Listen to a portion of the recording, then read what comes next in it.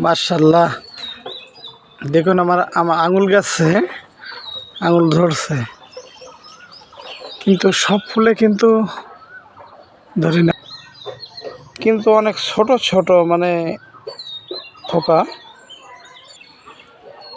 দেখুন এইসব থোকাগুলো কিন্তু অনেক ছোট ছোট।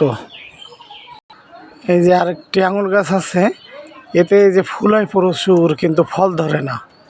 এর কারণটা কি আল্লাহ ভালো জানে।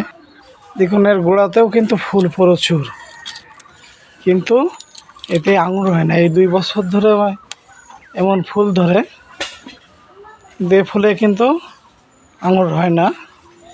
এর কারণটা কি আল্লাহ ভালো জানে। দেখুন